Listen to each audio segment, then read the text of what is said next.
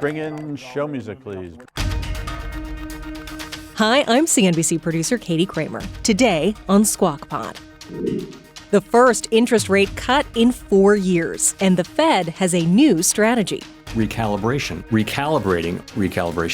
Chairman Jay Powell and 11 of 12 members of his voting board opt for a half-point cut and surprised even us and former Vice Chairman Roger Ferguson. I thought the analysis would have suggested 25, but I'm not, stunned at 50. Plus, labor pains, the threat of a strike at ports on the East Coast, and ongoing stoppages at Boeing. Transportation Secretary Pete Buttigieg on striking deals. I do believe that both parties want to get to a resolution here and hoping to see one that makes sense for the workers and that works for a company that really needs to find its way forward on so many fronts. And the Anti-Defamation League is joining an employees' discrimination lawsuit against Intel. ADL President Jonathan Greenblatt on anti-Semitism in corporate America.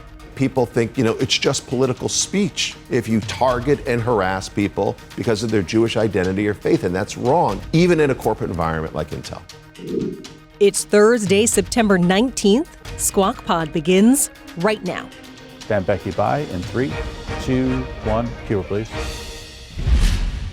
Good morning, everybody, and welcome to Squawk Box right here on CNBC. We're live from the NASDAQ market site in Times Square. I'm Becky Quick, along with Joe Kernen. Andrew is off today.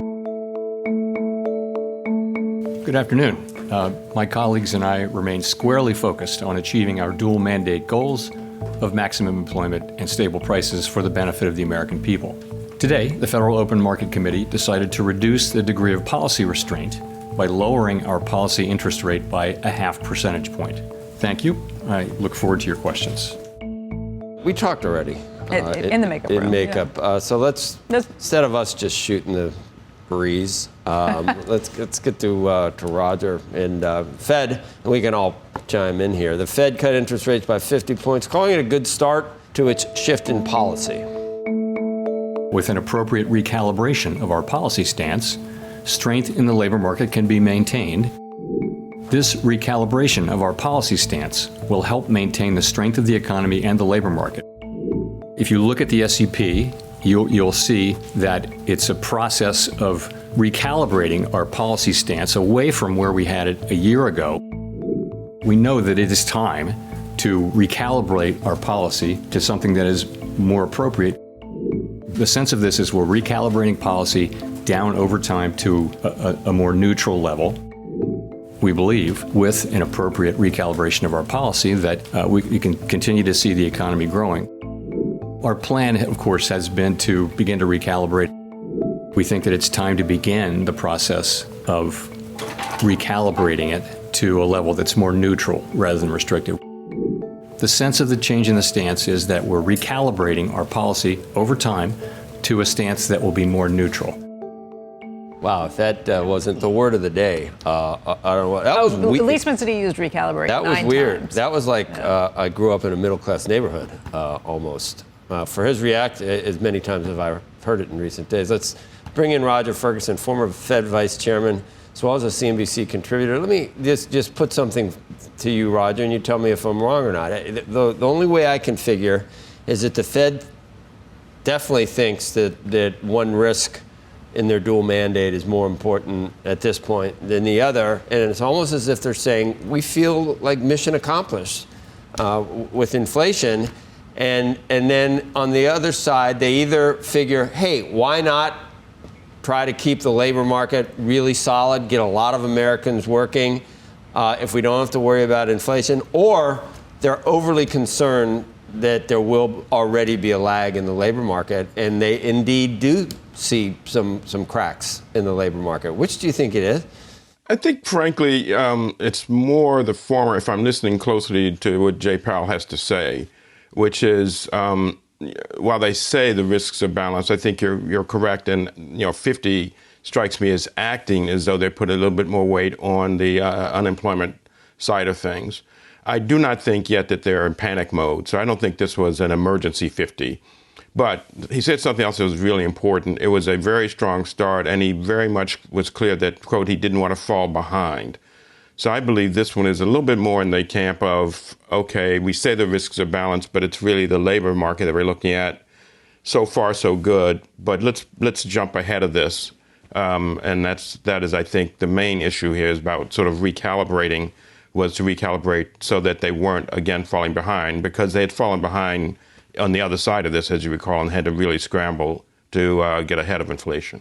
There were, in past Fed statements, there were like single words that became famous. I think conundrum was one. That might have been Greenspan. Irrational exuberance was one. Yeah, that was two. And then, but this, I mean, that was, he said, we did that on purpose, I guess, to show you how many times he actually said recalibrating. But for you, Roger, this had to be surprising and somewhat, I don't know if I'd go as far to say disconcerting, but I don't know if you would have been one of the 11 out of 12 voting for a half point. You said you wouldn't. Yeah, basically. Well, no, let me be clear. I said, to be fair, in the reality, as vice chairman, unlikely I would have dissented. However, I think the minutes will show quite a lively discussion, as Chair Powell himself said. I think, recall also that there were a number of folks who had wanted to move at the last meeting. So that may have been another group that he had to really think about in terms of, had he not delivered what they wanted, he could have had some dissents on the other side. If he had come in at 25, a few might have descended towards 50. But this was clearly a lively discussion. I wasn't totally surprised. Remember the last time we talked about it, the market and others were saying this is 50-50. So, not shocked, not totally surprised. What I did find interesting was the analysis that he gave for 50 basis points in terms of the economy basically being strong, inflation still somewhat elevated. All of that analysis could have supported 25 basis points. So I think it was not economic analysis that drove 25 versus 50, but rather market expectations and internal committee dynamics. Well, you're right. Maybe we can say, all right, for those that wanted 25 last time, now it's like we got that 25 and really just an additional 25. I guess you could look at it. I guess you could look at it that way. What was weird, Roger? Remember we saw it. The Fed futures just like it was hard to explain the jump to a favoring 50 basis points. We couldn't really point to anything, and then we got a retail sales number that seemed to go against the move for 50, and then they still did it anyway. It almost looks like, I don't know, was the body language, did it make it clear to market participants that 50 was going to be likely, and then it happened. And I still thought it was going to be, I really thought it was going to be 25. I did too. People asked me over at the gym, and I go, no, it's going to be 25. So it still was, and then we said again and again, oh, if it's 50, don't say that it means something. But then the minute they did it, I said, wow, it might mean something. I can't help myself. Right. And I think in the press conference, Chair Powell really went out of his way to say the economy is strong, labor markets are strong, phrases like growing well, a variety of things to point out. Then why not leave it in the bank, Roger? Sorry to interrupt. Then why not, if all that's true, why not leave it in the bank in case you need it at some point? Why do it now? Well, as I said, I think there was, a little sense that the risks are not fully balanced. I think they learned from the last time that, if you start late, you have to move really quickly, which is disconcerting. The other thing is, I think the market, I'll use the word, gave them permission to go 50 this time. If you don't want to surprise the market suddenly, for whatever reason, opens up the possibility of 50. Take it. Put it in the bank now, and have a really strong, good start. So, personally, I'm with you. I thought the analysis would have suggested 25, but I'm not, stunned at 50. Roger, it was almost that. Oh, explain it. It was almost though that Chairman ahead, Powell also thought that 25 was warranted. He spent the whole time talking about how the economy is good. I was watching it and writing things down along. This is a strong economy. The job market's strong. Laid out that whole basis case, and maybe I'm just old, but that was not an explanation for why you would cut 50 basis points. He was trying to reassure at the same time he was doing it. And, Bill Dudley, I know, was saying that was an effective way of doing it. But maybe I'm old. when you do 50 basis points, we were talking about this morning. To me, that looks like you're doing it because you have to. We're all members. We are. Roger, we're all members of the easy money cult. All of a sudden, yeah, the 15-year. We're the 15-year easy money cult. We've all signed on. We don't even think there's anything wrong with trying to get back to zero. And then I feel like an old codger for thinking. No. Let me hold on. Now let me jump in. We're in a cult. A major point here is that policy is clearly in restrictive territory. We don't know how restrictive, to be clear. So the 25 versus 50 as a first start, I think, shouldn't be a signal that we're now, in the offering money into easy money. The thing that I found also very interesting, it's a little bit more technical. If you look to the dot points on where they think they're going to end, there's really quite a wide dispersion there. So there's a lot of uncertainty about exactly where we are, but we know we're in restrictive, and moving out of restrictive with one sharp move to make sure you're ahead of the game. I'd give them a little bit of room here. I wouldn't say that we're going back to zero because we clearly aren't. I think they are. They want to make sure that they are not behind the curve as they were starting off, I think, the last time. That's a good explanation. And would you caution the market to think, if this was the case, that we got these 50 basis points, you better expect 25 basis points unless there really is a problem from here? Yes, I'm very much in that mode. That the one of the things that we have been talking about almost every time I show up here is how the market is in a disconnect with the Fed, expecting more and more than the Fed can deliver. I fear that we're going to see that again, where they're expecting a series of 50s and the Fed is probably thinking a series of 25s unless something goes wrong. So there's going to be quite a bit of conversation, back and forth, and maybe on the show, as markets try to understand what the Fed's doing. And I think they are going to be, markets somewhat disappointed because they're going to be expecting a series of 50s as the new norm. And I think Chair Powell was trying to be very clear yesterday. 50 is not the new norm. This was a fast start. They want to make sure they're ahead of the game, but expect 25s going forward. And it depends very much, again, sadly to say, on the data. And that will guide. So, here we are again, as we were on the upside, not so sure, disconnect between Fed and markets. I think on the downside, again, not so sure, disconnect between Fed and markets, where the market is leading and expecting more maybe than the Fed can deliver consistently. Well, there's some that, markets go to the terminal point really quickly, so maybe the Fed just figures, why not? If you're right and we are in restrictive territory and there's a certain number that they're thinking where we should be, I guess the market's going to go there quickly. Maybe the Fed just figured, let's go along with the market. Roger, thank you. You're very tactful. Well, that actually makes sense to me. Because Roger did not want 50. No, but that explanation makes very sense. Tactful. If this was 50 and then you better expect 25 basis points from here, that I can get my head around. Thank you, Roger. Yeah, My pleasure. We built up all that nice dry powder with a lot of pain, and now we're like blowing it for no reason. Roger, thank you. We'll end on that. I know you're like, thank you.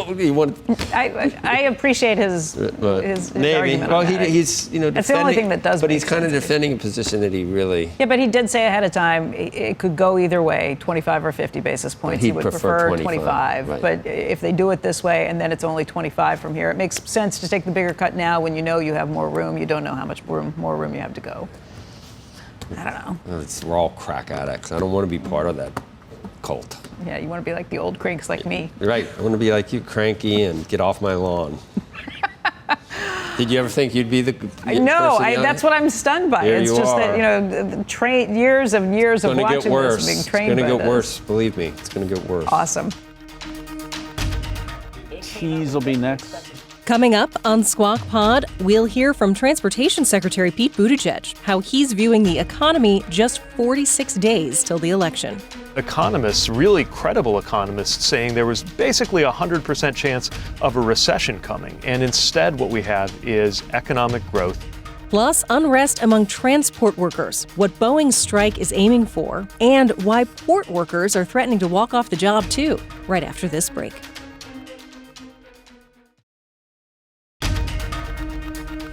Welcome back to Squawk Pod from CNBC. Today with Joe Kernen and Becky Quick. Here's Joe. Stand by, Joe. His mic, cue. Boeing is furloughing tens of thousands of white-collar employees in an effort to cut costs amid a strike by its largest union. CEO Kelly Ortberg said that those affected would be furloughed for 1 week out of every 4 years. The company's operations had been burning about $1 billion a month before the strike. Now, one analyst estimates that the strike could cost Boeing $500 million per week. Ortberg said he and his executive team would take a pay cut for the duration of the strike. A strike at U.S. ports on the East and Gulf Coast is looking more likely. The International Longshoremen's Association is warning that its members will strike if they don't secure a labor deal before their contract ends on September 30th. The union is seeking a 77% wage increase over 6 years. 77%.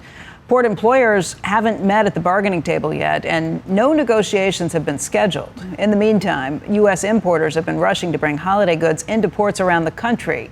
In August, container imports were up 21% from a year ago. President Biden is going to be delivering a speech at the Economic Club in Washington, D.C. today. And joining us right now with a preview of the comments and much more is Transportation Secretary Pete Buttigieg. And Secretary, thank you for being here today. Thanks. Good morning. Thanks for having me on. Strong morning for the markets. Reaction to the Fed cutting interest rates by 50 basis points, but Chairman Powell also saying at the same time that the economy is doing well, as is the job market. What can we expect to hear from President Biden today?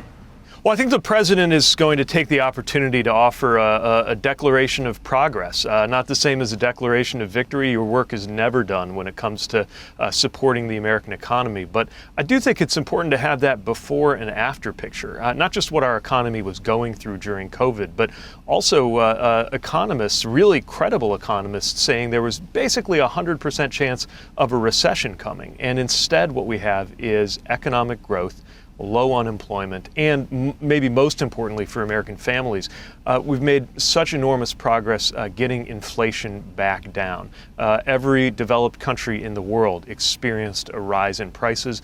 The U.S. was not immune to that, but what was different in the U.S. is how quickly it's been fought back down through a number of different measures, including, of course, investing in American supply chains. And that focus on everyday costs and prices for Americans, on everything from big picture industrial strategy to things like fighting junk fees in the transportation sector where I work or across our economy.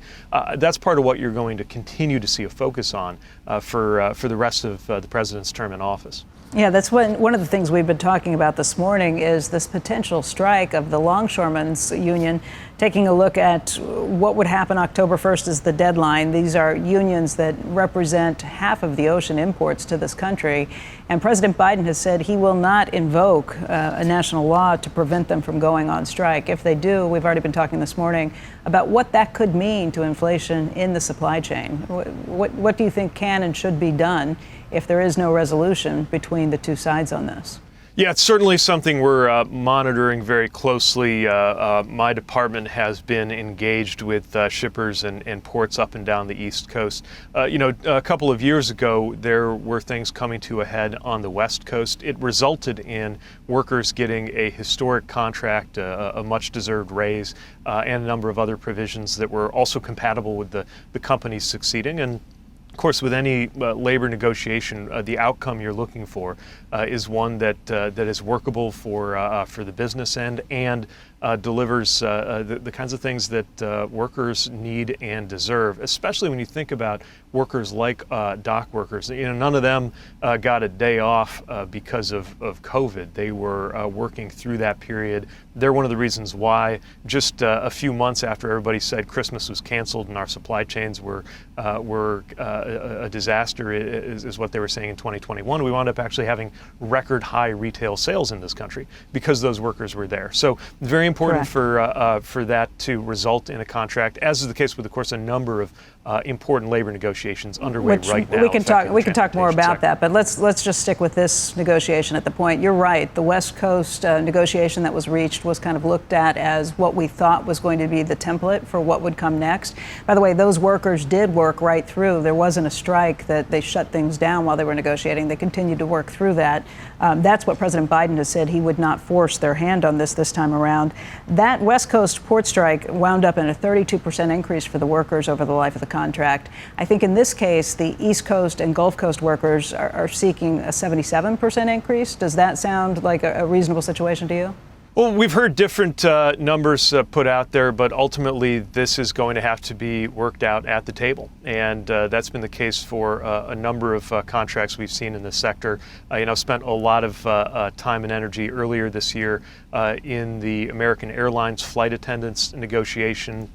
A very intense negotiation. The result was a historic contract, those flight attendants getting much deserved raises, and I think also something that sets up a good future for American, which is the most unionized of the major U.S. airlines. Again, we're going to engage with everybody. We're going to watch this closely, and very important to make sure that there's a good outcome here. You mentioned other strikes that are potentially taking place, and some that are. One that is right now is the Boeing strike. 33,000 machinists on strike there at this point. The company now saying that it may need to issue furloughs. What would the impact be, or what will the impact be to, let's say, airline carriers and beyond in this nation based on what's happening right now? Well, there's already a large and immediate impact for, of course, all of the workers who are directly involved. And while airplane orders play out over longer timescales than some other manufacturing processes, of course, that's something that the airlines are watching closely, and so are we. The first tentative agreement was something that clearly just did not fly. Overwhelming vote against it with members. But I do believe that both parties want to get to a resolution here, and hoping to see one that makes sense for the workers and that works for a company that really needs to find its way forward on so many fronts. Yeah, cash on hand is a huge issue at Boeing right now, it looks like. Can you imagine America without Boeing? Look, it's critically important that we have strong aerospace manufacturing in the United States. Boeing is an important, very important part of that, which is why we've stressed the importance of them meeting the highest standards of quality and safety. And, the way you engage your workforce is part of that story. But yeah, of course, aerospace manufacturing, very important, especially in the Pacific Northwest, and manufacturing more broadly.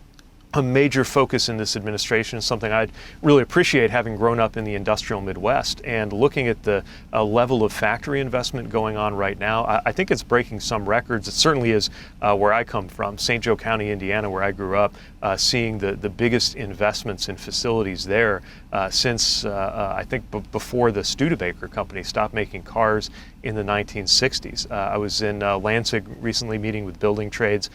They are racing to keep up with the demand. By the way, a lot of this related to EVs. EV batteries and facilities being retooled to make EVs, as well as things like data centers. There's an enormous manufacturing boom going on in this country, and every sector has a part to play, from transportation, automotive, aerospace, to sectors that didn't even exist when I was growing up in Indiana, like what's going on with these data centers and the AI-related facilities. Yeah, Secretary Buttigieg, I wouldn't have brought it up, but since you mentioned growing up in Indiana and what you saw there, what about U.S. Steel and Nippon? I mean, this has been a very interesting perspective where, not only this administration, but the former President Trump has said he would be opposed to it as well, allowing Nippon to come in. But Nippon has offered to make massive investments in these steel plants, not only in Indiana, but also outside of Pittsburgh. And at this point, when you talk to some of the locals, they will say they're very concerned if the deal doesn't go through, that maybe they get shuttered. U.S. Steel has said it's going to move out of Pittsburgh, and there's some big concerns among what would happen if you don't see those investments in the plants. What do you think about it? Well, it is pretty rare to see two sides politically that don't agree on much agreeing on this, and needing to make sure that we have an America-forward approach. Yeah, except when you're in an election cycle and you're trying and here's sway voters. Yeah, I think it's still pretty unusual. No, I'd say in the middle of this election cycle, there are lots of massive disagreements on economic policy. There's some weird agreements, too, where everybody wants to say we're not going to. I can't get into the election side too much, but obviously I can't comment on the election side. But what I will say is, it's really important for U.S. economic security to make sure that we have an America-forward approach on our industries. And by the way, this is another example of an approach that President Biden has taken that has been, of course, very strongly pro-worker. And the conventional wisdom was, if you're that pro-labor, if you're that pro-worker, you're just not going to see that much growth. And of course, instead, what we have is the Biden-Harris economy defying what was basically a universal consensus that by now we would be in a recession. Inflation below 3%, unemployment around 4%, and a level of industrial production, manufacturing growth, building and construction trades growth, both public sector driven in terms of the infrastructure bill and private sector driven, all happening at the same time. So I think, a lot of those old assumptions have been broken, just as President Biden's industrial strategy married with climate strategy. It's broken that old false choice we used to see between climate and jobs, right? If you think about it, remember the term of art used to be green jobs, and green jobs evoked somebody, I don't know, in some kind of esoteric or futuristic, thing, working on, engineering a solar panel, and there's a lot of that going on. But some of those green jobs today are, carpenters and electrical workers and other building trades back where I come from, working on, good old-fashioned factory building, except what's going to be developed and manufactured in that factory is components for EVs. Secretary, we heard the word recalibrate like 9 times from Jay Powell. I'm just wondering, is it to say that our designs on electrification of the auto industry, have we recalibrated there? And I'll just give you one item, and maybe you can explain why. But under the Inflation Reduction Act, $7.5 billion for building these charging stations. The latest information, 8 have been built with the $7.5 billion that had been allocated. You're supposed to get to 500,000 of these charging stations by 2030. What is really the problem with, have you looked at that and figured out why? Oh yeah, no, that's on track. So we're at about 190,000 publicly available charging stations in the U.S. That's approximately double what the level was when President Biden came in. The issue, though, is that there are some gaps in the market, ones that are just not going to be built by the private sector that's been building the construction of those chargers to date. That's why the legislation provided for funding to do federally supported chargers that are intended to be online before 2030. Now, the bulk of that construction will happen in 27, 28, quite a bit, actually, I expect by 2026. A handful, as you mentioned, are actually already up and running, but really what you're going to see is more the second half of this decade. And it's really important to have those federally supported chargers, because you have stretches of road or even just in the middle of our cities, apartment buildings, places in our economy where it just doesn't yet pencil out for there to be the private sector profitably doing that. And, even though about 80% of EV charging happens at home, the reality is the new EV kind of landscape we're working toward, where the president's goal is about half of sales to be EVs by the end of this decade, requires us by the end of this decade to have a lot of charging apparatus that just isn't there as we're sitting here in 2024. Secretary Buttigieg, thank you very much for being with us today. We appreciate it. Thank you. Great to be with you. Next on Squawk Pod, what happened at Intel to prompt an employee discrimination lawsuit that got the Anti-Defamation League on board with the complaint? The ADL's Jonathan Greenblatt explains how one Israeli engineer raised concerns of anti-Semitism and ended up in a lower-paying job. His requests for a reassignment were ignored. Calling out what was happening again was denied. But he told people above this the vice person president that was doing this. That's right.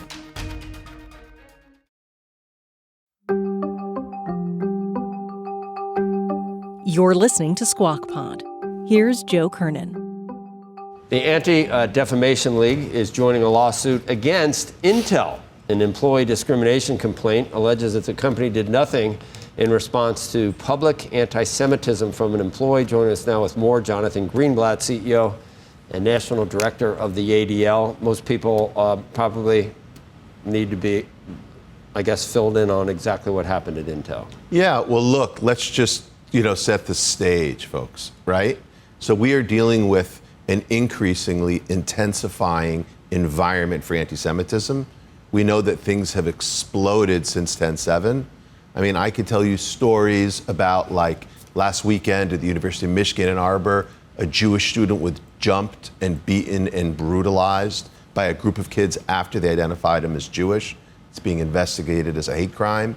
We had a public Regents meeting in Seattle, chaired by the governor, where anti-Israel protesters shouted down the Jewish commentators to the point where they had to stop the meeting altogether. We've seen Jewish journalists targeted and menaced at their homes. And we've seen, again, bigotry in boardrooms and in businesses. So this is the first time in ADL's 100-plus year history where we're taking a bold step like this. I mean, as you know, Intel is almost, it's like, I think, number 53 on the Fortune 500. It's a $90 billion company, but we're suing them because of how a Jewish Israeli employee was not just discriminated against, Joe, he was targeted, he was victimized. So after 10/7, this man who had moved from Tel Aviv to New York, his company was acquired by Intel. Okay. His manager, after 10/7, a manager in the company started liking memes and social media posts displaying, Israeli soldiers being bombed, being burned, like images of Israeli soldiers where Palestinians had the feet on the neck, ugly, hideous, grotesque stuff. And then actually that employee found himself reporting to that new vice president, who then in a series of moves over time began harassing him, cut his bonus, like killed it, reassigned him, and again repeatedly used the kind of inflammatory language and practices that wouldn't be acceptable at any employer with anyone. But for some reason, it's open season on Jews. So he must report to someone, the person that's perpetrated. What did they do? Well, it was his requests for a reassignment were ignored.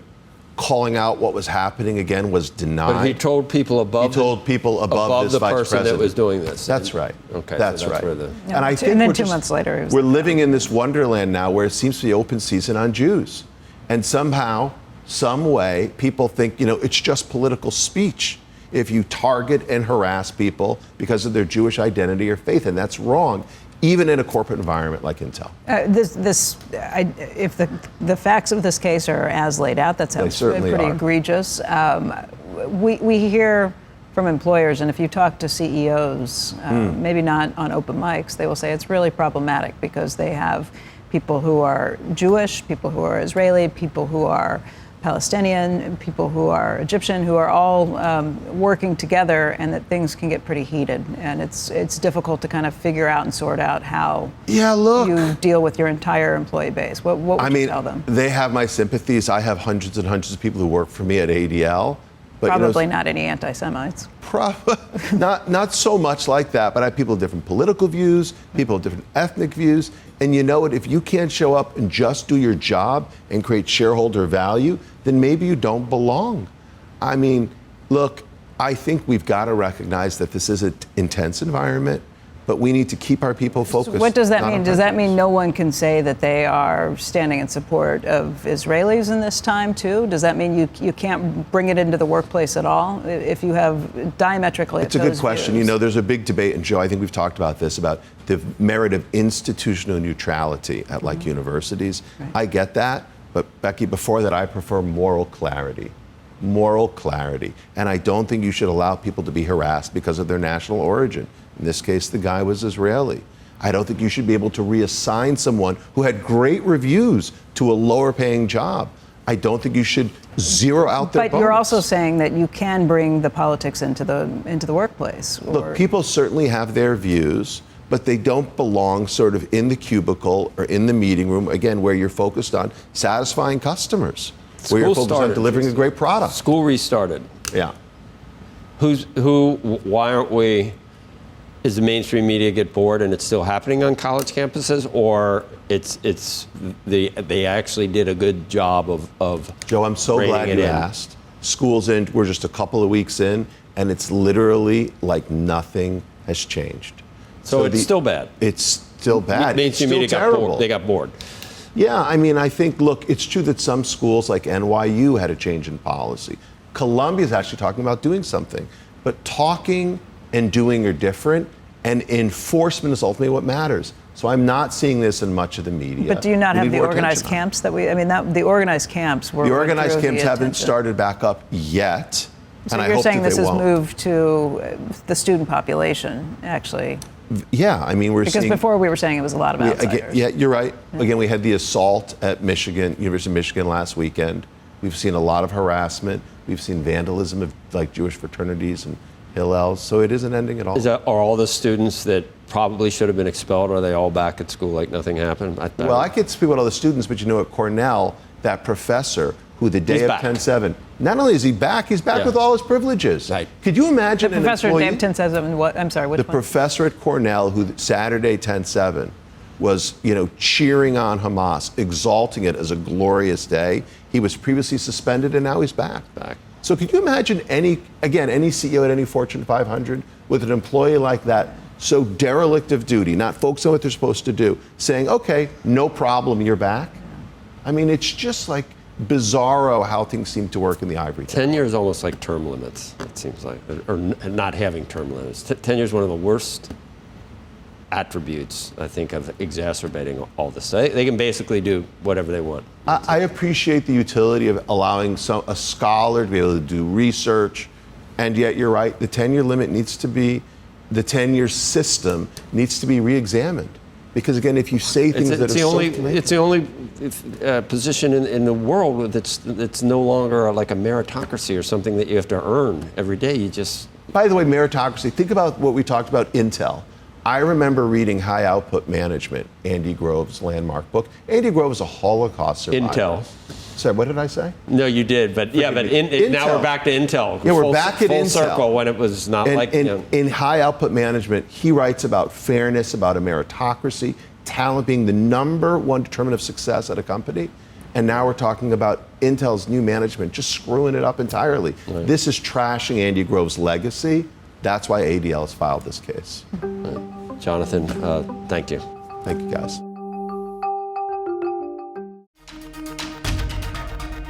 That's Squawk Pod for today. Thanks for listening. Squawk Box is hosted by Joe Kernen, Becky Quick, and Andrew Ross Sorkin. Tune in weekday mornings on CNBC at 6 Eastern, or listen to this podcast anytime. We'll meet you right back here tomorrow. We are clear. Thanks, guys.